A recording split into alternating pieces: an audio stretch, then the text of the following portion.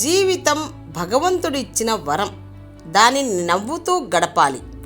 ఎవడు నీతో ఎలా ప్రవర్తించాడో వాడితో నువ్వు తిరిగి అలానే ప్రవర్తించు, అదే ధర్మం.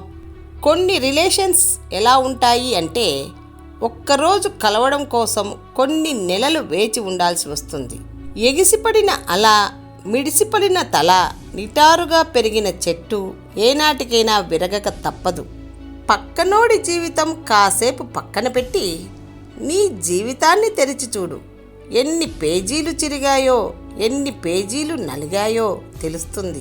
కొన్ని సంఘటనలు చేదుగా ఉన్నా మనకు మంచి గుణపాఠాన్ని నేర్పుతాయి.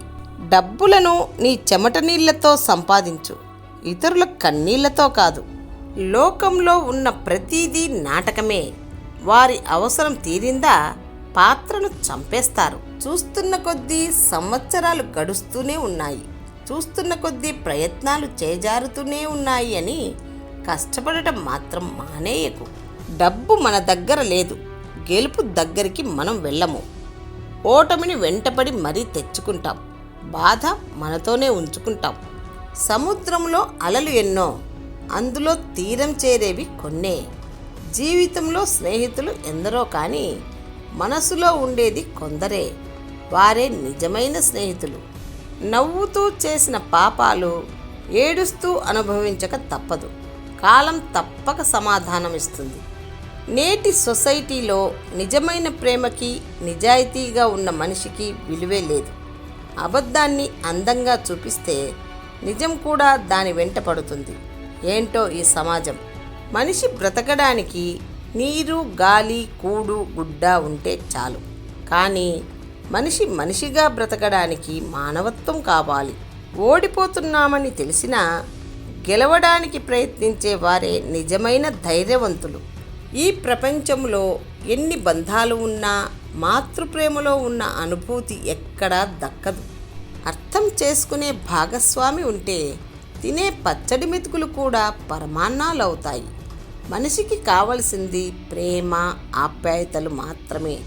అది ఉంటే చాలు. మనం ఉండేది గుడిసె అయినా 5 స్టార్ హోటల్ అయిపోతుంది. గొప్పవారయ్యేందుకు ఆరాటపడితే సరిపోదు, శ్రమించాలి. ఆదర్శాలు గొప్పవైనంత మాత్రాన ప్రయోజనం లేదు. వాటిని ఆచరణలో పెట్టినప్పుడే సార్థకత. నిన్న అనుకున్నది సాధించలేకపోయాననే బాధ వద్దు. నీ కోసం భగవంతుడు నేడు అన్నది ఒకటి సృష్టించాడు.